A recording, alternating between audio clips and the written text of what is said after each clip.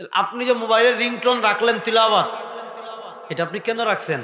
আপনার ফোন আসছে এটা জানার জন্য। আপনি যে ওয়েলকাম টোন রাখলেন তিলাওয়াত, কি জন্য? যে অমুকের মোবাইলে ফোন ঢুকেছে, নাম্বারটা বন্ধ না, ব্যস্ত না, কল ঢুকেছে, এই কথা জানার জন্যই তো আপনি রিংটোন রাখলেন। এখন নামাজে যদি ইমাম সাহেব তিলাওয়াত করে, ইমাম সাহেব ফজরে তিলাওয়াত করছে,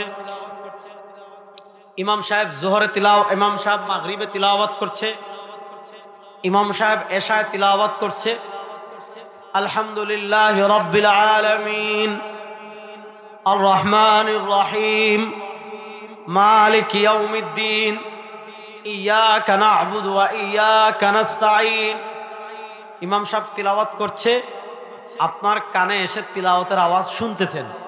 এখন ইমাম সাহেব ফাতিহা পড়তেছে, এখন আপনি ইমামের পিছনে পড়বেন নাকি চুপ থাকবেন? নামাজ যদি আপনি একাকী পড়েন এক হালাত, আর নামাজ যদি আপনি ইমামের পিছনে পড়েন তাহলে নামাজের আরেকটা হালাত। ইমামের পিছনে যদি আপনি জামাতে নামাজ পড়েন তাহলে নামাজের দুটো হালাত আছে। একটা হালাত হলো ইমাম সাহেব কিরাত জুড়ে পড়েন, যেমন ফজরের নামাজে ইমাম কিরাত জুড়ে পড়েন, মাগরিবের নামাজে ইমাম কিরাত জুড়ে পড়েন, এশার নামাজে ইমাম কিরাত জুড়ে পড়েন। তো একটা হালাত হলো ইমাম সাহেব কিরাত জুড়ে পড়বেন।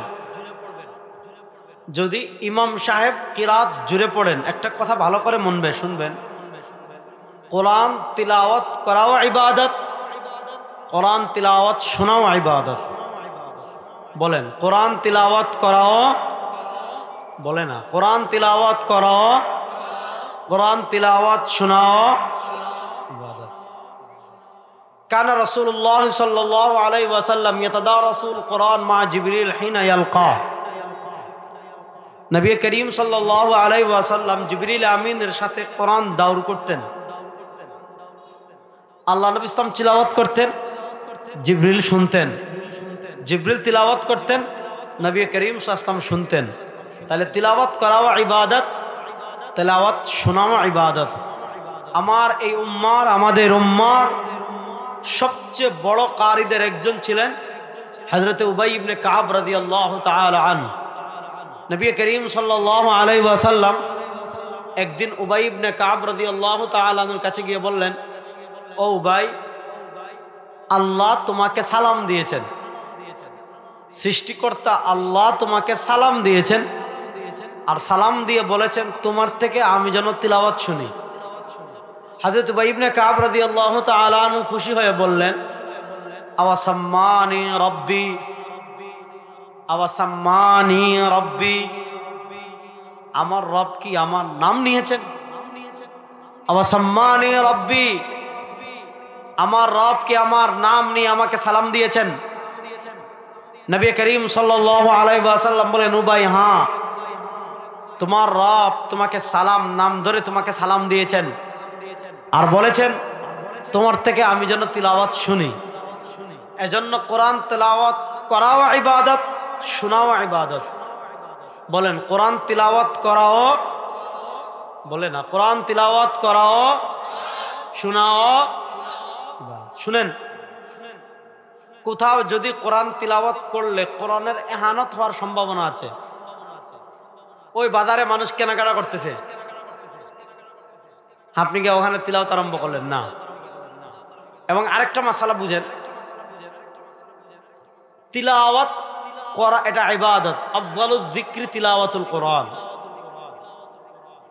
পৃথিবীর সর্বশ্রেষ্ঠ যে কয়েকটা জিকির আছে, যে জিকিরের মাধ্যমে বান্দা আল্লাহর নিকটবর্তী হয়, যে জিকিরের মাধ্যমে বান্দা আল্লাহর নিকটবর্তী হয়ে কাছে যায়, তার ভিতর একটা হলো তিলাওয়াতুল কোরআন তথা কোরআন তিলাওয়াত করা। মানুষ কোরআন তিলাওয়াত করবে আল্লাহ তাআলার নৈকট্য লাভের জন্য, সওয়াব কামানোর জন্য। আল্লাহ তাআলার সন্তুষ্টি সওয়াব অর্জন করা ছাড়া অন্য কোনো উদ্দেশ্যে কোরআন তিলাওয়াত ব্যবহার করা জায়েজ নেই, মাকরুহ তাহরিম। দেখেন আমাদের দেশে অনেকে দেখবেন মোবাইলের রিংটোন রাখে কোরআন তিলাওয়াত, রাখে না? আমাদের দেশে দেখবেন অনেকে মোবাইলের রিংটোন রাখে কোরআন তিলাওয়াত, অনেকে দেখবেন ওয়েলকাম টোন রাখে কোরআন তিলাওয়াত। আচ্ছা ভাই, তুমি যে রিংটোন কোরআন তিলাওয়াত রাখলা, এখন রিসিভ কোন সময় করবে? আয়াতের মাঝে করলো, শুরুতে করলো, অর্থ বিকৃত হয়ে গেল, তখন দায় কে নিবে? কোরআন তিলাওয়াত এটা ইবাদত। রিংটোন কি? রিংটোন আপনি এজন্য রাখেন যাতে আপনার ফোনটা সেটা জানার জন্য। তাহলে এখানে দেখেন ফতোয়া শামিতে একটা মাসালা আছে, তাহলে মাসালাটা বুঝলে আপনারা মাসালাটা বুঝবেন। ফতোয়া শামিতে একটা মাসালা আছে, কোন ব্যক্তির দোকানে ক্রেতা আসছে, কোন ব্যক্তির দোকানে কি আসছে? ক্রেতা। এখন ক্রেতা আসছে কাপড় কেনার জন্য, ক্রেতা আসছে জিনিস কেনার জন্য, ক্রেতা আসছে আপনার যে কোনো জিনিস কেনার জন্য ক্রেতা আসছে। এবার ক্রেতা আসার পর আপনি কাপড়টা খুলে, পণ্যটা খুলে, মানে আপনার মুগ্ধতা ক্রেতাকে আকৃষ্ট করার জন্য বলেন সুবহানাল্লাহ। এই সুবহানাল্লাহটা আপনি যে বললেন, এই সুবহানাল্লাহটা আপনি বলেছেন আল্লাহর ইবাদতের জন্য না, এই সুবহানাল্লাহটা আপনি বলেছেন নেকি কামানোর জন্য না, বরং এই সুবহানাল্লাহটা আপনি বলেছেন ক্রেতাকে আকৃষ্ট করার জন্য। ফুকাহায়ে কেরাম লিখেছেন এটা মাকরুহে তাহরিম। আপনি যে মোবাইলের রিংটোন রাখলেন তিলাওয়াত, এটা আপনি কেন রাখছেন? আপনার ফোন আসছে এটা জানার জন্য। আপনি যে ওয়েলকাম টোন রাখলেন তিলাওয়াত, কি জন্য? যে অমুকের মোবাইলে ফোন ঢুকেছে, নাম্বারটা বন্ধ না, ব্যস্ত না, কল ঢুকেছে, এই কথা জানার জন্যই তো আপনি রিংটোন রাখলেন। তাহলে প্রশ্ন হলো, কোরআন তিলাওয়াত এটা তো ইবাদত, এটা তো আল্লাহর সন্তুষ্টি এবং ইবাদত ছাড়া অন্য কোনো উদ্দেশ্যে ব্যবহার করা মাকরুহে তাহরিম, হারাম। এজন্য মোবাইলের রিংটোন তিলাওয়াত রাখবেন না। আপনি বাথরুমে গিয়েছেন, হঠাৎ মোবাইল বেজে উঠলো, তিলাওয়াত। একটা মাসআলা হলো, যদি মোবাইলে তিলাওয়াত শোনা হয় তাহলে এটার বিধান কি? যদি লাইভ শুনেন, লাইভ, তাহলে যদি আপনার সিজদার আয়াত তিলাওয়াত করে আপনাকে সিজদা দিতে হবে, কিন্তু রেকর্ড শুনলে সিজদা দেওয়া লাগবে না। বাকি সরাসরি শোনা আর মোবাইলে শোনা কিছুটা পার্থক্য আছে, বাকি সব তো হবে, কারণ গান না শুনে তিলাওয়াত শুনছেন। তো কোরআন তিলাওয়াত করাও ইবাদত, কোরআন তিলাওয়াত শোনাও, বলেন কোরআন তিলাওয়াত করাও ইবাদত, কোরআন তিলাওয়াত শোনাও। এখানে একটা মাসালা বলি, বর্তমানে আমাদের দেশে একটা ফিতনা চলে, আমাদের দেশ না পুরা পৃথিবীব্যাপী একটা ফিতনা। সে ফিতনার নাম হলো মুনকিরিন হাদিস, হাদিস অস্বীকারের ফিতনা। অর্থাৎ যারা ইসলামী শরিয়ার একটা উল্লেখযোগ্য মৌলিক দলিল হাদিসকে শরীয়তের দলিল মানে না, এদেরকে বলা হয় মুনকিরিন হাদিস, হাদিস অস্বীকারী। তারা আমাদেরকে একটা ভুল মাসআলা শিখায়, তারা আমাদেরকে কোরআন থেকে দূরে সরানোর জন্য একটা গলত বিষয় আমাদের সমাজে চালু করে দিয়েছে। সেটা হলো, আপনি যদি অর্থ বুঝে কোরআন তিলাওয়াত না করেন তাহলে আপনার সওয়াব হবে না। এই কথাগুলো আপনি ফেসবুকে ব্যাপক পাবেন, এই কথাগুলো আপনি ইউটিউবে ব্যাপক পাবেন, যে কেউ যদি অর্থ না বুঝে কোরআন তিলাওয়াত করে তার সওয়াব হবে না। এবার আসেন, আল্লাহ তাআলা পবিত্র কোরআনে বলেছেন, হুয়াল্লাযী আনজালাল কিতাব হুন্না উম্মুল কিতাব ওয়া উখারু মুতাশাবিহাত। আল্লাহ তাআলা বলেন, কোরআনুল কারীমের এক প্রকার আয়াত আছে যেগুলো হলো মুতাশাবিহ। কোরআনুল কারীমের কিছু আয়াত যেটার অর্থ দুনিয়ার সবাই বুঝে, সবাই জানে। আর আল্লাহ তাআলা বলেন, কোরআনুল কারীমের কিছু আয়াত আছে মুতাশাবিহাত। এই মুতাশাবি আয়াতের ব্যাপারে আল্লাহ তাআলা বলেছেন, ওয়ামা ইয়ালামু তা'ওয়িলাহু ইল্লাল্লাহ, ওয়ামা ইয়ালামু তা'ওয়িলাহু ইল্লাল্লাহ, ওয়ামা ইয়ালামু তা'ওয়িলাহু ইল্লাল্লাহ। এই মুতাশাবি আয়াতগুলোর অর্থ আল্লাহ ছাড়া আর কেউ জানে না। ওয়ার-রাসিখুনা ফিল ইলমি ইয়াকুলুনা আমান্না, যারা রাসিখ ফিল ইলম, যাদের অন্তরে ইলম আছে, তারা বলবে আমান্না, আমরা ঈমান আনছি, অর্থ আমার জানার দরকার নাই। আল্লাহ কোরআন বাস বিশ্বাস করি, এর বাইরে এটার অর্থ কি, ব্যাখ্যা কি, বিশ্লেষণ কি আমাদের জানার দরকার নাই। এবার বলেন আল্লাহ তাআলা কোরআনুল কারীমের কিছু আয়াতের ক্ষেত্রে নিজেই বলেছেন ওয়ামা ইয়ালামু তা'ওয়িলাহু ইল্লাল্লাহ। কোরআনুল কারীমের আয়াতগুলোর অর্থ আল্লাহ ছাড়া আর কেউ জানে না। এবার আসেন যে আয়াতগুলোর অর্থ আল্লাহ ছাড়া কেউ জানে না, আলিফ লাম মিম অর্থ আল্লাহ ছাড়া কেউ জানে না, কাফ হা ইয়া আইন সাদ অর্থ আল্লাহ ছাড়া কেউ জানে না, হা মিম অর্থ আল্লাহ ছাড়া কেউ জানে না, তা সিম মিম অর্থ আল্লাহ ছাড়া কেউ জানে না। এবার আসেন কেউ যদি আলিফ লাম মিম পড়ে তার নেকি হবে কিনা? কেউ যদি কাফ ইয়া আইন সাদ পড়ে তার নেকি হবে কিনা? কেউ যদি তা সিন মিম পড়ে তার নেকি হবে কিনা? কেউ যদি হা মিম পড়ে তার নেকি হবে কিনা? সরওয়ারে দু আলম সাল্লাল্লাহু আলাইহি ওয়াসাল্লাম হাদিসে বলেছেন মান ক্বারা হারফাম মিন কিতাবিল্লাহ ফালাহু হাসানা ওয়াল হাসানাতু বিআশরি আমসালিহা লাম আকুল আলিফ লাম মিম হারফুন বাল আলিফুন হারফুন ওয়া লামুন হারফুন ওয়া মিমুন হারফুন। সরওয়ারে দু আলম তাজদারে মদিনা জনাবে মুহাম্মদুর রাসূলুল্লাহ সাল্লাল্লাহু আলাইহি ওয়াসাল্লাম বলেছেন আমার কোন উম্মত যদি একবার আলিফ লাম মিম পড়ে আল্লাহ তাআলা কমসে কম তার আমলনামায় 30টা নেকি লিখে দিবেন। কেউ যদি একবার আলিফ লাম মিম পড়ে আল্লাহ তাআলা তার আমলনামায় কমসে কম 30টা নেকি লিখে দিবেন। তাহলে আলিফ লাম মিম পড়লে সওয়াব আছে না নাই? দেখেন কুরআনুল কারীমের তিলাওয়াতের ফজিলত সংক্রান্ত যত হাদিস আছে সব হাদিসে নবী করিম সাল্লাল্লাহু আলাইহি ওয়াসাল্লাম শর্ত লাগিয়েছেন কিরাত। কথা বুঝেন? কুরআনুল কারীমের ফজিলত সংক্রান্ত তিলাওয়াতের ফজিলত সংক্রান্ত যত হাদিস আছে সব হাদিসে নবী করিম সাল্লাল্লাহু আলাইহি ওয়াসাল্লাম লফজ কোথাও তালা ব্যবহার করেছেন, কোথাও কারা ব্যবহার করেছেন, অর্থ বুঝা কোথাও ব্যবহার করেননি। যেমন আজকে শুক্রবার এই হিসাবে আমি একটা হাদিস শুনাই। আজকে কি বার? বৃহস্পতিবার তো শেষ। আজকে কি বার? শুক্রবার। শারঈ বার সূর্যাস্তের পর থেকে শুক্রবার শুরু হয়ে গিয়েছে। শুনেন, পৃথিবীর ইতিহাসের সবচেয়ে ভয়ঙ্কর যে ফিতনা হবে ওই ফিতনার নাম হলো দাজ্জালের ফিতনা। পৃথিবীর ইতিহাসের সবচেয়ে ভয়ঙ্কর যে ফিতনা হবে ওই ফিতনার নাম কিসের ফিতনা? দাজ্জাল। নবী করিম সাল্লাল্লাহু আলাইহি ওয়াসাল্লাম বলেন আমার উম্মতেরা শুনো মা মিন নবিয়্যিন ইল্লা ওয়াকাদ আনযারা কওমাহুল আ'ওয়ারাদ দাজ্জাল। মা মিন নবিয়্যিন ইল্লা ওয়াকাদ আনযারা কওমাহুল আ'ওয়ারাদ দাজ্জাল। এমন কোন নবী নাই, এমন কোন রাসূল নাই ইল্লা ওয়াকাদ আনযারা কওমাহুল আ'ওয়ারাদ দাজ্জাল।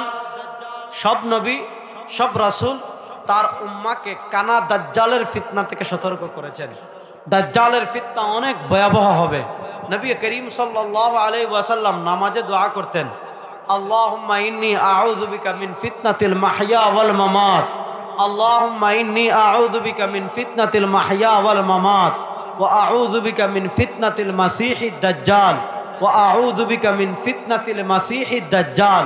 নবী করিম সাল্লাল্লাহু আলাইহি ওয়াসাল্লাম দোয়া করতেন আয় আল্লাহ কানা দাজ্জালের ফিতনা থেকে আমি আপনার কাছে আশ্রয় চাই। এবার প্রশ্ন হলো নবী করিম সাল্লাল্লাহু আলাইহি ওয়াসাল্লাম বলেছেন ইয়াখরুজু ওয়া ফীকুম, যদি আমি দুনিয়াতে থাকা অবস্থায় দাজ্জাল চলে আসে ফানা হাজিজ, আমি দাজ্জালের মোকাবেলা করব, তোমাদের কারো মোকাবেলা করতে হবে না। আর আমি দুনিয়া থেকে চলে যাওয়ার পর যদি দাজ্জাল দুনিয়াতে আসে তাহলে তোমরা প্রত্যেকেই দাজ্জালের ফিতনা থেকে তোমাদের ঈমান এবং আমলের হেফাজত করবে। এবার প্রশ্ন হলো দাজ্জালের ফিতনা থেকে আমরা ঈমান বাঁচাবো কেমনে? দাজ্জালের ফিতনা থেকে আমল বাঁচাবো কেমনে? নবী করিম সাল্লাল্লাহু আলাইহি ওয়াসাল্লাম আমল বাতলে দিচ্ছেন।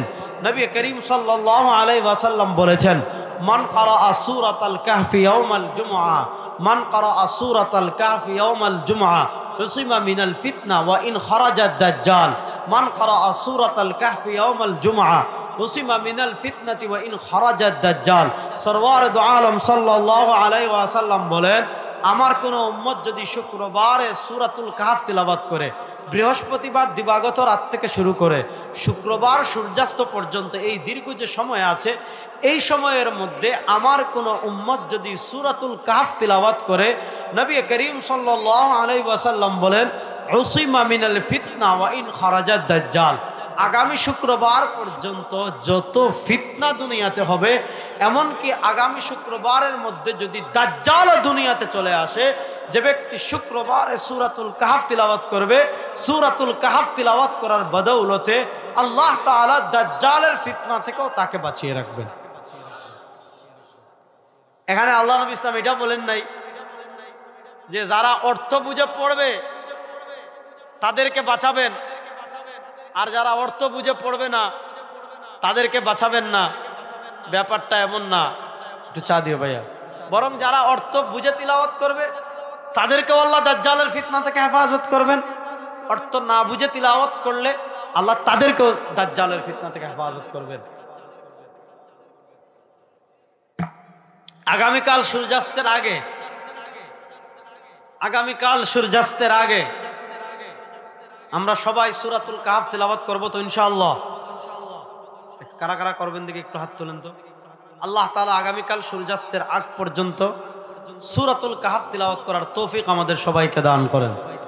আসেন তো, কোরআন তিলাওয়াত করাও ইবাদত, কোরআন তিলাওয়াত শোনাও ইবাদত। বলেন, আলোচনার বিষয়বস্তু হারাবেন না। কোরআন তিলাওয়াত করাও ইবাদত, কোরআন তিলাওয়াত শোনাও, বলে না কোরআন তিলাওয়াত করাও, কোরআন তিলাওয়াত শোনাও। আসেন, এখন নামাজে যদি ইমাম সাহেব তিলাওয়াত করে, ইমাম সাহেব ফজরে তিলাওয়াত করছে, ইমাম সাহেব জোহরে ইমাম সাহেব মাগরিবে তিলাওয়াত করছে, ইমাম সাহেব এশায় তিলাওয়াত করছে, আলহামদুলিল্লাহি রাব্বিল আলামিন আর রহমানির রহিম মালিকি ইয়াউমিদ্দিন ইয়াকা না'বুদু ওয়া ইয়াকা নাস্তাঈন। ইমাম সাহেব তিলাওয়াত করছে, আপনার কানে এসে তিলাওয়াতের আওয়াজ শুনতেছেন। এখন ইমাম সাহেব ফাতিহা পড়তেছে, এখন আপনি ইমামের পিছনে পড়বেন নাকি চুপ থাকবেন? নবী করিম আল্লাহ তাআলা পবিত্র কোরআনে বলেছেন, ওয়া ইযা কুরিআল কোরআন, যখন কোরআন পড়া হবে সেটা নামাজে হোক নামাজের বাহিরে হোক। আর সাহাবায়ে কেরাম বলেছেন, ইমাম ইবনে তাইমিয়া রাহিমাহুল্লাহ, শাইখুল ইসলাম ইবনে তাইমিয়া রাহিমাহুল্লাহ ইমাম আহমদ ইবনে হাম্বলের বক্তব্য নকল করেছেন। ইমাম আহমদ ইবনে হাম্বল রাহিমাহুল্লাহ বলেছেন, আজমাআন নাস, দুনিয়ার সকল মানুষ এ ব্যাপারে একমত, আলা আন্নাহা নাজালাত ফিল কোরআন ওয়াল খুতবা, আল্লাহ তাআলা কোরআনুল কারীমের এই আয়াতটা নাজিল করেছেন জুমার দিনের খুতবার ক্ষেত্রে এবং নামাজের কিরাতের ক্ষেত্রে। ইমাম সাহেব যখন খুতবা দিবে, ফাস্তামিউ লাহু ওয়া আনসিতু, চুপচাপ মনোযোগ দিয়ে শুনবেন, কথা বলা যাবে না। এমনকি আপনার পাশের ভাই যদি কথাও বলে, তাকে আনসিত, চুপ থাকো, এই কথাও বলা যাবে না।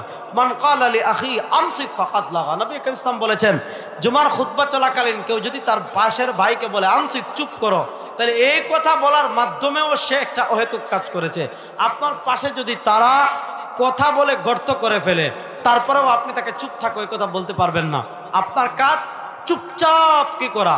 তিলাওয়াত শোনা। আপনার কাজ কি? চুপচাপ তিলাওয়াত শোনা।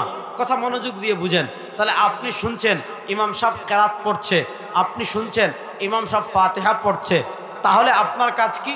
ফাস্তামিউ লাহু ওয়া আনসিতু, আপনি চুপচাপ ইমামের পিছনে কেরাত শুনবেন। এখন প্রশ্ন হলো, যদি ইমাম সাহেব আসতে পড়ে তখন কি করব? দেখেন, ইমাম সাহেব যদি আসতে পড়ে তাহলে আমরা কি করব? নবী করিম সাল্লাল্লাহু হযরত জাবের রাদিয়াল্লাহু তাআলা হাদিস মুসনাদে আহমদে এসেছে, নবী করিম সাল্লাল্লাহু আলাইহি ওয়াসাল্লাম বলেছেন, মান কানা লাহু ইমাম, যদি কেউ ইমামের পিছনে দাঁড়ায়, ফাকিরাআতুল ইমামি লাহু কিরাআ, যদি কেউ ইমামের পিছনে দাঁড়ায় তাহলে ইমামের কিরাতটাই মুক্তাদির কিরাত, আলাদা কিরাত লাগে না। তো আপনি যখন নামাজ, এখন অনেকের মাথায় প্রশ্ন আসছে, তাহলে হুজুর হাদিস তো আছে, লা সালাতা ইল্লা বিফাতিহাতিল কিতাব, নামাজ নাই ফাতিহা ছাড়া। শুনেন, নামাজ নাই ফাতিহা ছাড়া, এই হাদিসটার ব্যাখ্যা সাহাবীরা করে দিয়েছেন। এই হাদিসের ব্যাখ্যা হযরত জাবের রাদিয়াল্লাহু তাআলা করেছেন, লা সালাতা ইল্লা বিফাতিহাতিল কিতাব, ফাতিহা ছাড়া নামাজ নাই। কখন? ইযা কানা ওয়াহদা, যখন আপনি একাকী নামাজ পড়বেন। একাকী নামাজ পড়লে প্রত্যেক রাকাতে আপনাকে ফাতিহা পড়তে হবে। আর যদি আপনি ইমামের পিছনে দাঁড়ান তাহলে জুরে তিলাওয়াত যদি ইমাম সাহেব করেন আপনি চুপচাপ শুনবেন, আর ইমাম সাহেব যদি তিলাওয়াত আস্তে আস্তে করেন ফাকারাতুল ইমাম লাহু কিরাআহ, তাহলে ইমামের কিরাতটাই মুক্তাদির কিরাত। আসেন, নামাজ আমার আর আল্লাহ তাআলা বলেন নামাজ আমার আর আমার বান্দাদের ভিতর দুই ভাগে করা হয়েছে। ফাইদা ক্বালাল আবদু আলহামদুলিল্লাহি রাব্বিল আলামিন, বান্দা যখন নামাজে দাঁড়িয়ে পড়ে আলহামদু প্রশংসা কার, লিল্লাহ আল্লাহ, আল্লাহর পরিচয় কি, রব্বিল আলামিন, তিনি শুধু বাংলাদেশের রব না, তিনি শুধু বাংলাদেশের প্রধানমন্ত্রী না, ভারতের না, আমেরিকার না, চীনের না, জার্মানের না, জাপান না, আলহামদু আমি প্রশংসা করি লিল্লাহ আল্লাহ। এবার প্রশ্ন হলো আমি যে আল্লাহর প্রশংসা করেছি সেই আল্লাহর তাআরুফ কি, সেই আল্লাহর পরিচয় কি, সেই আল্লাহর গুণ কি? আমি বলছি রব্বিল আলামিন, আমার আল্লাহ সারা জাহানের রব। বলেন আমার আল্লাহ সারা জাহানের, বলেন আমার আল্লাহ সারা জাহানের রব। রব মানে যিনি সৃষ্টি করেন, রব মানে যিনি রিজিক দেন, রব মানে যিনি বাঁচিয়ে রাখেন, রব মানে যিনি মৃত্যু দান করেন, রব মানে যিনি মৃত্যুর পর আবার পুনরায় জীবিত করেন, যিনি সৃষ্টি করতে পারেন, যিনি রিজিক দিতে পারেন, যিনি মৃত্যু দিতে পারেন, যিনি মৃত্যুর পর আবার জীবিত করতে পারেন, তার নাম রব। আমাদেরকে সৃষ্টি করেছেন আল্লাহ, আমাদেরকে রিজিক দিয়েছেন আল্লাহ, আমাদেরকে মৃত্যু দিবেন আল্লাহ, আমাদেরকে মৃত্যুর পর আবার পুনরায় জীবিত করবেন আল্লাহ। আল্লাহ তাআলা পবিত্র কোরআনে নিজে তার পরিচয় তুলে ধরেছেন। আল্লাহ তাআলা পবিত্র কোরআনে নিজে তার পরিচয় তুলে ধরতে গিয়ে বলেছেন আল্লাহুল্লাযী খালাকাকুম, আল্লাহর এক পরিচয় আল্লাহ তোমাদেরকে সৃষ্টি করেছেন, সুম্মা রাযাকাকুম, আল্লাহকে বড় এক তাআরুফ, আল্লাহ তোমাদেরকে রিজিক দিয়েছেন, সুম্মা ইউমীতুকুম, আল্লাহর আরেকটা পরিচয় আল্লাহ মৃত্যু দিবেন, সুম্মা ইউহয়ীকুম, আল্লাহর আরেকটা পরিচয় আল্লাহ মৃত্যুর পর আবার আমাদেরকে পুনরায় জীবিত করবেন। তাহলে এবার মুসলমান ভালো করে বুঝেন, আমাদেরকে সৃষ্টি করেছেন আল্লাহ, আমাদেরকে রিজিক দেন আল্লাহ, আমাদেরকে বাঁচিয়ে রেখেছেন আল্লাহ, আমাদেরকে মৃত্যু দিবেন আল্লাহ, আমাদেরকে মৃত্যুর পর আবার পুনরায় জীবিত করবেন আল্লাহ। সুতরাং আমাদের রব নেতা হতে পারে না, নেত্রী হতে পারে না, ভারত হতে পারে না, আমেরিকা হতে পারে না, আমাদের রব একমাত্র, বলেন আমাদের রব একমাত্র।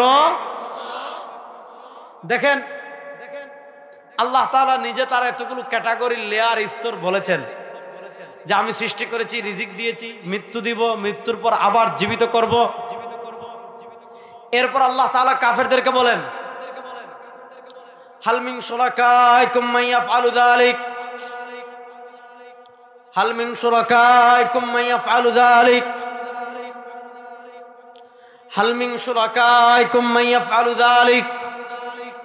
এ কাফেরেরা, তোমরা যারা তারকাকে রব মানো, তোমরা যারা সূর্যকে রব মানো, তোমরা যারা লাত মূর্তিকে রব মানো, তোমরা যারা মানাত মূর্তিকে রব মানো, তোমরা যারা হুবাল মূর্তিকে রব মানো, তোমরা যারা উজ্জা মূর্তিকে রব মানো, যারা আগুনকে রব মানো, ফেরাউনকে রব মানো, নমরুদকে রব মানো, মুদিরের রব মানো, বুশের রব মানো, ডোনাল্ড ট্রাম্পের রব মানো, হাল মিন শুরাকাইকুম মান ইয়াফআলু যালিক। এই যারা তারকার রব মানো, সূর্যের রব মানো, মূর্তির রব মানো, নেতার রব মানো, নেত্রীর রব মানো, তারা কেউ কি সৃষ্টি করতে পারবে? বলেন না রে, বলেন না। তারা কেউ কি রিজিক দিতে পারবে? তারা কেউ কি মৃত্যু দিতে পারবে? তারা কেউ কি মৃত্যুর পর পুনরায় জীবন দান করতে পারবে? তাহলে এই সব কিছু করেন একমাত্র, বলেন না এই সব কিছু করেন একমাত্র, জোরে বলেন না এই সব কিছু করেন একমাত্র। সুতরাং আলহামদুলিল্লাহ রব্বিল আলামিন, সমস্ত প্রশংসা আল্লাহ, তার পরিচয় তিনি সারা জাহানের রব। বান্দা যখন নামাজে দাঁড়িয়ে এটা পড়ে আলহামদুলিল্লাহ রব্বিল আলামিন, আল্লাহ তাআলা ফেরেশতাদেরকে বলেন, ফেরেশতারা যখন আল্লাহ তাআলা মাশওয়ারা করেছিলেন, মাশওয়ারা না জানিয়েছিলেন যে ইন্নী জাইলুন ফিল আরদি খলিফা, আমি মানুষকে প্রতিনিধি বানিয়ে পাঠাচ্ছি। ফেরেশতারা বলেছিলেন না যে আতাজআলু ফিহা মান ইউফসিদু ফিহা ওয়া ইয়াসফিকুদ দিমা ওয়া নাহনু নুসাব্বিহু বিহামদিকা ওয়া নুকদ্দিসু লাক। আয় আল্লাহ, কাকে আপনার খলিফা বানিয়ে পাঠাচ্ছেন? এরা তো আওয়ামী লীগ বিএনপির মাথা ফাটাবে, বিএনপি আওয়ামী লীগের মাথা ফাটাবে, দল এক দল আরেক দলের মাথা ফাটাবে, এক হুজুর আরেক হুজুরের মাথা ফাটাবে, সাত পার্টি তাবলিগের সাত লীগ হুজুরদের মাথা ফাটাবে, খালি একজন আরেকজনের রক্ত প্রবাহিত করবে, একজন আরেকজনের মাথা ফাটাই দিবে। ইয়া আল্লাহ, আপনার তাসবির প্রয়োজন, আমরাই তো যথেষ্ট। আপনার ইবাদতের প্রয়োজন, আমরাই তো যথেষ্ট। আপনার সানাসিফাতের প্রয়োজন, আমরাই তো যথেষ্ট। তো ফিরিস্তারা বলেছিল এরা খালি রক্তারক্তি করবে, ফিরিস্তারা বলেছিল এরা খালি মাথা ফাটাফাটি করবে। কিন্তু বান্দা যখন নামাজে দাঁড়িয়ে পড়ে আলহামদুলিল্লাহি রাব্বিল আলামিন, আলহামদুলিল্লাহি রাব্বিল আলামিন, আলহামদুলিল্লাহি রাব্বিল আলামিন, আল্লাহ তাআলা ফিরিস্তাদেরকে বলেন, ফিরিস্তারা শোন, হামিদানি আবদি আও ক্বালা মাজ্জাদানি আবদি, বান্দা শোন, আমার বান্দা আমার প্রশংসা করেছে। তাহলে আমার আল্লাহর পরিচয় তিনি রব।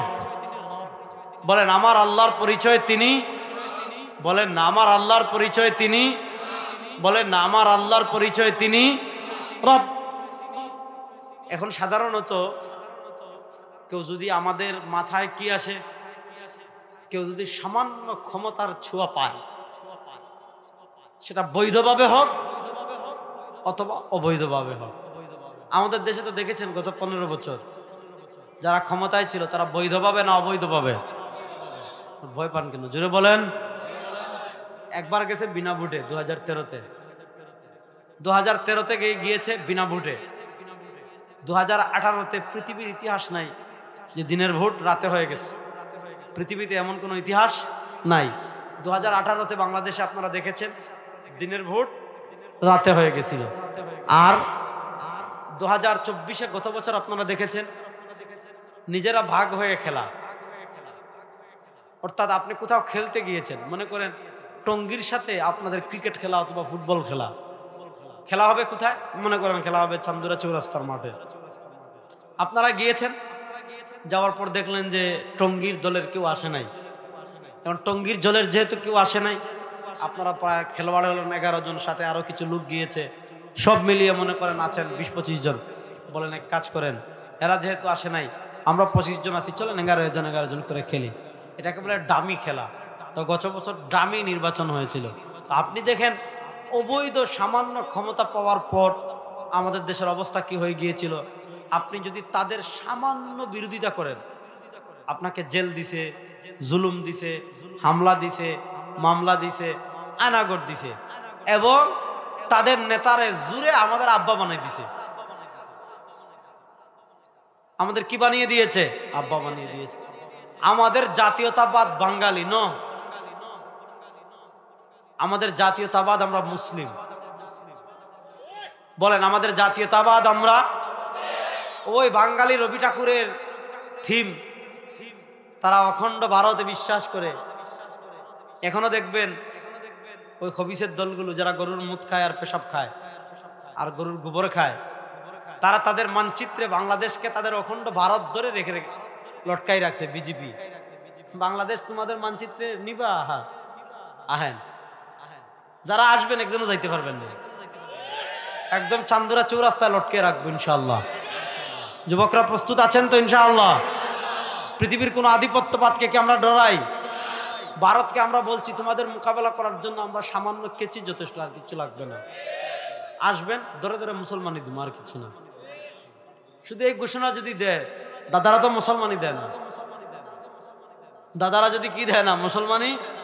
শুধু বাংলাদেশের মানুষ যদি এটা ঘোষণা দেয় যে 16 কোটি 14 কোটি মুসলিম, 14 কোটি কেচি নিয়ে রেডি আছে, আসেন ফ্রি ক্যাম্পিং হবে মুসলমানই। আর এই দেশ দখলের সাহস করবে, কারণ এরা ডাক্তার না, যদি মুসলমানই শুরু করে কোন পর্যন্ত কাটতে পারে তা তো আল্লাহু আলাম। কথা ভালো করে বুঝেন। আমাদের ওই তারা অখণ্ড ভারত বিশ্বাস করে, ওই অখণ্ড ভারত থেকে রবীন্দ্রনাথ ঠাকুর লিখেছে আমার সোনার বাংলা। এই আমার সোনার বাংলা মানে আমরা তো বাংলাদেশ বুঝায় নাই। এই লোকটা কট্টর মুসলিম বিদ্বেষী ছিল, কট্টর বাংলাদেশ বিরোধী ছিল। আমাদের ঢাকা বিশ্ববিদ্যালয় ঢাকা হওয়ার বিরোধী সে ছিল। সে বলেছিল মুসলমানের বাচ্চারা শিক্ষিত হবে ভার্সিটি। আমাদের জাতীয় কবি কাজী নজরুল ইসলাম, তিনি ব্রিটিশ বিরোধী কবিতা লিখেছিলেন, শালা দেশ ছাড়বি কিনা বল, না হলে কিলের চুটে হাড় করিব। যে শালা দেশ ছাড়বি কিনা বল, দেশ ছাড়বি কিনা বল, এটা বলছিলেন কাজী নজরুল।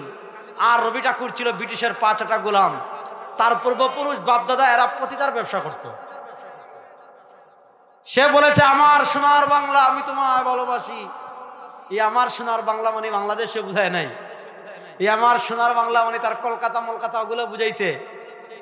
আর এরকম বাংলাদেশ বিরোধী যে শব্দে একবার বাংলাদেশে কথা নাই, যে সঙ্গীতে একবার আমাদের 71-এর শহীদদের কথা নাই,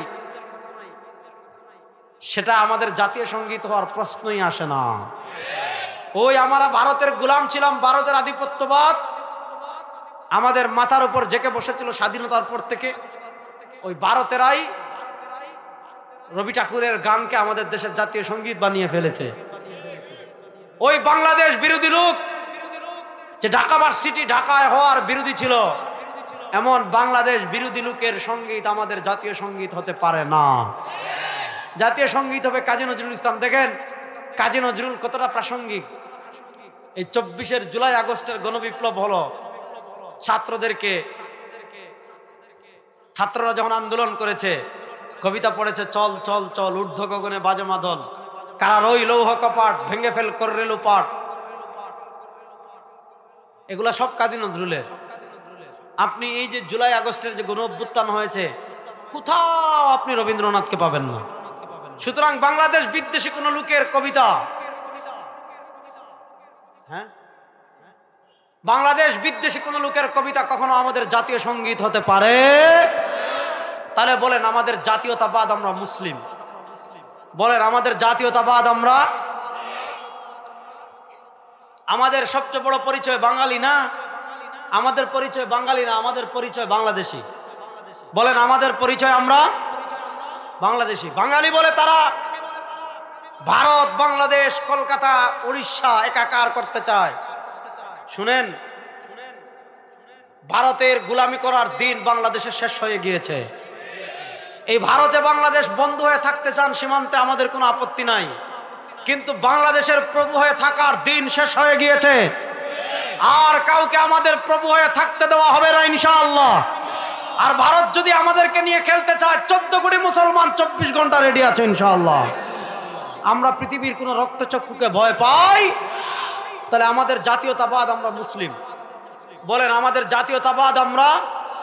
আর মুসলমানদের জাতির পিতা হযরত ইব্রাহিম। বলেন মুসলমানদের জাতির পিতা হযরতে, বলেন না মুসলমানদের জাতির পিতা হযরতে মিল্লাত আবিকুম ইব্রাহিম হুয়া সাম্মাকুমুল মুসলিমিন। আমাদের জাতীয়তাবাদ মুসলিম, আমাদের জাতির পিতা হযরত ইব্রাহিম। এর বাইরে আমাদের কোনো আব্বা, এর বাইরে আমাদের কোনো চাচা, এর বাইরে আমার জাতির কোনো ভাবি, এর বাইরে আমাদের জাতির কোনো আংটি, আর কিচ্ছু নাই। আমাদের আকীদা আমরা মুসলমান, আর মুসলমানদের আকীদা লাউড এবং ক্লিয়ারলি আল্লাহ কোরআনে বলেছেন মিল্লাত আবিকুম ইব্রাহিম। সরওয়ার দু আলম হাদিসে বলেছেন আনা দাওয়াতু আবি ইব্রাহিম আনা বাশারাতু ঈসা। আমাদের জাতির পিতা হযরতে ইব্রাহিম। শুনেন তো, দুনিয়া এটা নিয়ম, সামান্য ক্ষমতার ছোঁয়া পেলে মানুষ কি করতে পারে, জুলুম কি পরিমাণ, জুলুমের মাত্রা কি পরিমাণ হতে পারে, এটা গত 15 বছর বাংলাদেশে আপনারা দেখেছেন। এদেশের শ্রেষ্ঠ সন্তান আলেমদেরকে তারা কি পরিমাণ অবর্ণনীয় নির্যাতন করেছে, কি পরিমাণ অবর্ণনীয় অত্যাচার করেছে। আলেমদের দোষ কি ছিল? কোনো দোষ নাই। এদেশে আলেমদের থেকে ভালো মানুষ, আলেমদের থেকে ন্যায়পরায়ণ মানুষ আর পাবেন না। আলেমদের দোষ একটাই ছিল, তারা ভারতের আধিপত্যবাদ বিরোধী ছিলেন। আমরা 2021-এ বলেছি, 18 বলেছি, 13-তে বলেছি, ভারত বাঁচাতে পারবে না। এই শাহবাগীরা আমাদেরকে বলতো আমরা পাকিস্তানি রাজাকার। আমরা যারা পাঞ্জাবি পরি, আমরা যারা টুপি পরি, আমরা যারা মুখে দাড়ি রাখি, আমাদেরকে বলতো পাকিস্তানি রাজাকার। গাজীপুরের মুসলমান আপনারা বলেন, বাংলাদেশের কোনো আলেম কখনো পাকিস্তানে পালিয়ে গিয়েছে? বাংলাদেশের কোনো আলেম কখনো পাকিস্তানে পালিয়ে গিয়েছে? শুনেন, আমাদেরকে যারা পাকিস্তানি রাজাকার বলতো তারা সব ভারতীয় রাজাকার। আমরা দেখেছি 2024-এর জুলাই আগস্টের গণবিপ্লবে ওই ভারতের রাজাকাররা ভারতীয় পালিয়ে গিয়েছে। ওই ভারতীয় রাজাকারদের রাজনীতি এই দেশে আর চলতে দেওয়া হবে না ইনশাআল্লাহ। কথা খুব ভালো করে বুঝেন।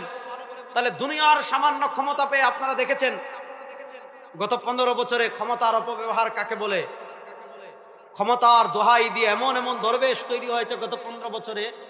গত পরশু পত্রিকা নিউজ করেছে আমাদের বাংলাদেশের এক দরবেশ 53,000 কোটি টাকা চুরি করছে।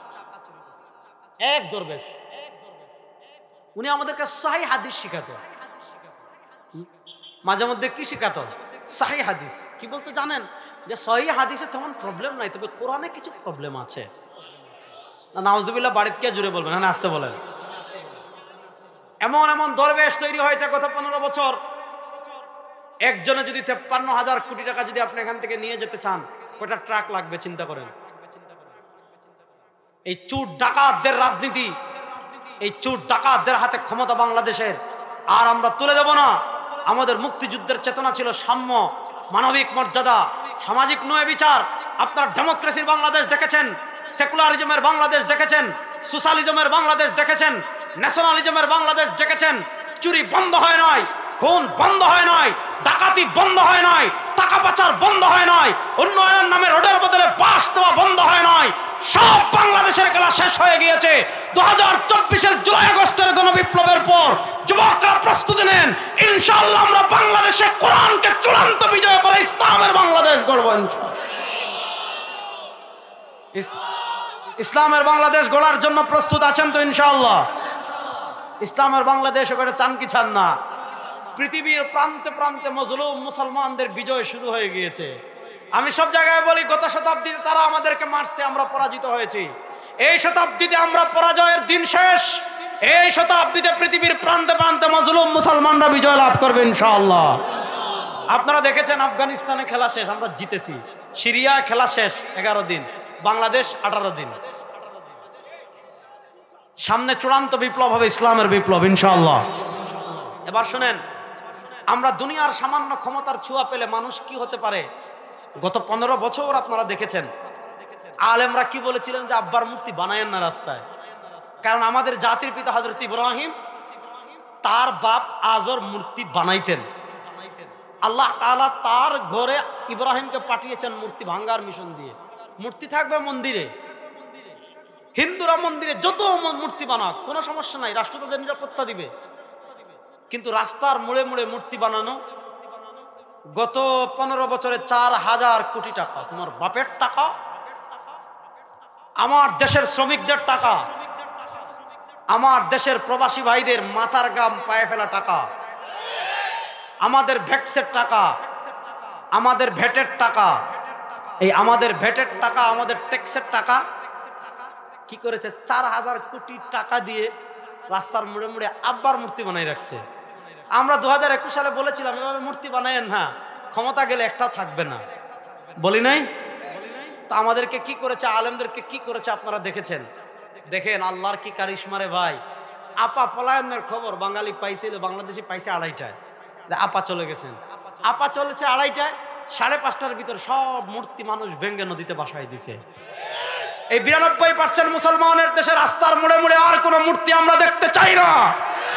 আমাদের দেশের টাকা, আমাদের দেশের টাকা দিয়ে, মানুষের টাকা দিয়ে রাস্তার মোড়ে মোড়ে আপনি আপনার বাপের মূর্তি বানাই রাখবেন, আপনার নেতার মূর্তি বানাই রাখবেন, আপনার নেত্রীর মূর্তি বানাই রাখবেন।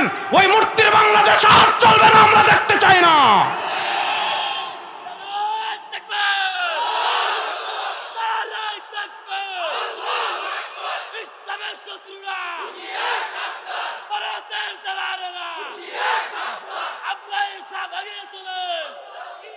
ভারতের দালালদের ব্যাপারে সতর্ক থাকার দরকার আছে না নাই? ওরে বাপ রে বাপ, ভাদ্র মাসের কুত্তা কামড় দিলে মানুষ যেভাবে লাফায়, ভারতের সাংবাদিক মাথা খারাপ হয়ে গেছে। ভাই তুই খবর পড়বি, চেয়ারে বসে সুন্দর করে পড়। হ্যাঁ, একবার এদিকে দৌড়ায়, আরেকবার এদিকে দৌড়ায়, আরেকবার এদিকে দৌড়ায়। বাংলাদেশ থাকবে না, তা বাপের দেশ এটা। আমরা পৃথিবীর কোন রক্তচক্ষুকে ভয় পাই? আরে আমরা সেই জাতি, মাত্র 313 জন 1000-এর বিরুদ্ধে লড়াই করেছি। আমরা সেই জাতি মাত্র 1000 জন 10,000-এর বিরুদ্ধে দাঁড়িয়ে গিয়েছিলাম। আমরা সেই জাতি 10,000 50,000-এর বিরুদ্ধে দাঁড়িয়ে গিয়েছিলাম। আমরা সেই জাতি 50,000 3 লক্ষের বিরুদ্ধে দাঁড়িয়ে গিয়েছিলাম। সুতরাং 14 কোটি মুসলমান আজ ঐক্যবদ্ধ আছে। ভারতের সৈন্য বেশি হতে পারে, অস্ত্র বেশি হতে পারে, কিন্তু বাংলাদেশের দিকে যদি তাদের অবৈধ হাত আবার বাড়ায়, তাদের হাত ভেঙে দেওয়ার জন্য 14 কোটি মুসলমান প্রস্তুত ইনশাআল্লাহ। কোন আধিপত্যবাদকে আমরা ভয় পাই না। কথা বলে ভালো করে বুঝেন, মূল কথায় আসি। আপনি দুনিয়ার সামান্য ক্ষমতা পেলে মানুষ কি হয়? এখন আপনি মনে করতে পারেন আল্লাহ তো রব্বিল আলামিন, আল্লাহ তো সারা জাহানের রব। তাহলে আল্লাহ কেমন? আল্লাহ শুধু রবই না, আলহামদুলিল্লাহ রব্বিল আলামিন, এরপরেই আল্লাহ বাড়িয়েছেন আর রহমান। আমার আল্লাহ শুধু রবই না, আমার আল্লাহ রহমান। কতটুকু রহমান? আপনি সামান্য আওয়ামী লীগকে নিয়ে 5 তারিখ আসরেও, আসর কি 5 তারিখ জোহরের সময়ও একটা লাইক করতে চিন্তা করছেন, একটা স্ট্যাটাস দিতে চিন্তা করছেন, একটা কমেন্টস করতে চিন্তা করছেন, কি জানে কি বিপদে পড়ে যান। তো আল্লাহ তাআলা কত রহমান, যারা যে আল্লাহ সৃষ্টি করলেন, যে আল্লাহ রিজিক দিলেন, যে আল্লাহ মৃত্যু দিলেন, যে আল্লাহ মৃত্যুর পর বাঁচিয়ে রাখবেন, যে আল্লাহ খাবার দিলেন, যে আল্লাহ বৃষ্টি দিলেন, যে আল্লাহ পানি দিলেন, যে নাস্তিকরা সারাদিন ওই আল্লাহকে গালি দে, কোরআনকে গালি দে, ইসলামকে গালি দে, আল্লাহ তাআলা কখনো তাদের খাবার বন্ধ করেছেন? আল্লাহ তাআলা তাদের কখনো রিজিক বন্ধ করেছেন? আলহামদুলিল্লাহ, প্রশংসা আল্লাহ। আল্লাহর পরিচয় কি? রব্বিল আলামিন। আল্লাহর একটা পরিচয় তিনি সারা জাহানের রব। আল্লাহর আরেকটা পরিচয় আর রহমান, তিনি রহমান। আল্লাহর আরেকটা পরিচয় তিনি রহিম। আল্লাহর আরেকটা পরিচয় মালিক ইয়াউমিদ্দিন। এখন যেহেতু রব আল্লাহ, রহমান আল্লাহ, রহিম আল্লাহ, মালিক ইয়াউমিদ্দিন আল্লাহ, মালিক ইয়াউমিদ্দিন মানে বিচার দিনের মালিক। সেদিন কারো ক্ষমতা থাকবে না। লিমানিল মুলকুল ইয়াউম লিল্লাহিল ওয়াহিদিল কাহ্হার। সেদিনের একক ক্ষমতার মালিক হবেন আল্লাহ। আল্লাহ ছাড়া সেদিন আর কারো ক্ষমতা থাকবে না। শুনেন, এবার আল্লাহর পরিচয় আলহামদুলিল্লাহ, প্রশংসা আল্লাহ। আল্লাহর 1 নম্বর পরিচয় তিনি রব। আল্লাহর 2 নম্বর পরিচয় তিনি রহমান। আল্লাহর 3 নম্বর পরিচয় তিনি রহিম। আল্লাহর 4 নম্বর পরিচয় মালিক ইয়াউমিদ্দিন, তিনি বিচার দিনের মালিক আল্লাহ। এখন রহমান যেহেতু আল্লাহ, রব যেহেতু আল্লাহ, রহিম যেহেতু আল্লাহ, মালিক ইয়াউমিদ্দিন যেহেতু আল্লাহ, সব কিছু যেহেতু আল্লাহ, এবার বান্দা ঘোষণা দিচ্ছে আল্লাহ সব যেহেতু আপনি, ইয়াকা না'বুদু, আল্লাহ আমরা তোমার ইবাদত করি, ওয়া ইয়াকা নাস্তাঈন, এবং তোমারই সহযোগিতা করি, তোমারই সাহায্য কামনা করি। তোমার ছাড়া কারো ইবাদত করব না, তোমার ছাড়া কারো কাছে সাহায্য কামনা করব। ইয়াকা না'বুদু ওয়া ইয়াকা নাস্তাঈন, আল্লাহ আমরা তোমার ইবাদত করি। তাহলে বোঝা গেল দুনিয়াতে ইবাদত করব একমাত্র কার? জোরে বলেন। দুনিয়াতে ইবাদত করব একমাত্র কার? আল্লাহ ছাড়া কোনো মানুষের ইবাদত করা যাবে? কোনো পীরের ইবাদত করা যাবে? কোনো খাজার ইবাদত করা যাবে? কোনো মাজারের ইবাদত করা যাবে? ইবাদত করব একমাত্র কার? বলেন না, ইবাদত করব একমাত্র কার? যখন বান্দা এটা ঘোষণা দেয় ইয়াকা না'বুদু, আল্লাহ আমরা তোমার ইবাদত করি, ওয়া ইয়াকা নাস্তাঈন, আল্লাহ আমরা তোমারই সাহায্য কামনা করি, আল্লাহ তাআলা তখন খুশি হয়ে যান। আল্লাহ তাআলা বলেন হাদা বাইনি ওয়া বাইনা আবদি, বলে আবদি মা সাআল, এটা আমার আর আমার বান্দাদের মধ্যে। এখন আমার বান্দা যা চাইবে আমি তাকে তা দান করব। এখন চাওয়ারটা যদি আল্লাহ তাআলা আমাদের উপর ছেড়ে দেন, তাহলে আওয়ামী লীগের এরা বলবে আল্লাহ আমাদেরকে আবার ক্ষমতা দেন। আপনার মনে করেন যে কন্ট্রাক্টর আছে, রাস্তা পাকা করে ঠিকাদার, সে বলবে আল্লাহ সব রাস্তার ঠিকাদারি আমারে দেন। যে মাছ ধরে বলবে আল্লাহ সব মাছ যেন আমার জালে ওঠে। যে গাড়ি চালায় সে বলবে আল্লাহ সব প্যাসেঞ্জার যেন আমার গাড়িতে উঠে। এখন আল্লাহ তাআলা বলেন এখন বান্দা যা চাইবে আমি তাকে তা দান করব। এখন আপনি চাইবেন কি? আল্লাহ তাআলা চাওয়াটাও শেখাচ্ছেন। ইহদিনাস সিরাতাল মুস্তাকিম, আল্লাহ আপনি আমাদেরকে সিরাতে মুস্তাকিমের পথে চালান, জান্নাতের পথে চালান। এখন সিরাতে মুস্তাকিম জান্নাতের পথ কোনটা? আল্লাহ তাআলা সেটা নিজে বর্ণনা করে দিচ্ছেন। সিরাতাল্লাযীনা আন'আমতা আলাইহিম, আল্লাহর নিয়ামত প্রাপ্ত নবী, সাহাবী, তাবিঈ, তবে তাবিঈ, আইম্মায়ে মুজতাহিদিন, ফুকাহায়ে কেরাম, মুহাদ্দিসিনে কেরাম যেই পথে চলেছেন ওই পথটাই হলো জান্নাতের পথ। এর বাহিরে ডানে বামে যত পথ এবং মত তৈরি হবে একটাও জান্নাতের পথ না। তো আমি আজকে যেই কথার মূল কথা হলো যে দুনিয়ার চতুর্মুখী এই ফিতনার যুগে আমরা ইসলামের ট্রেডিশনাল ধারাকে ফলো করব। অর্থাৎ নবী, সাহাবি, তাবেঈ, তবে তাবেঈ, আইম্মা মুজতাহিদিন, ফুকাহায়ে কেরাম, মুহাদ্দিসিনে কেরাম, মুফাসসিরিনে কেরাম, এই 1400 বছর তাদের মাধ্যমে যে ইসলামটা আমাদের কাছে এসেছে ওই ইসলামটাই আমরা পালন করব। ডানে বামে স্মার্ট ইসলাম, আধুনিক ইসলাম, সহজিয়া ইসলাম, মডারেট ইসলাম, কত ইসলাম বের হবে, ডানে বামের কোনো ইসলামে যাব না।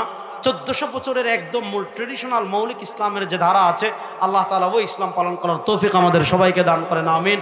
ইন আসাবতু ফামিনাল্লাহ ওয়া ইন আখতাতু ফামিন্নি ওয়া মিনাশ শাইতান। সুবহানাকাল্লাহুম্মা বিহামদিকা আশহাদু আল্লা ইলাহা ইল্লা আনতা আস্তাগফিরুকা ওয়া আতুবু ইলাইক। আসসালামু আলাইকুম ওয়া রাহমাতুল্লাহি ওয়া বারাকাতুহু।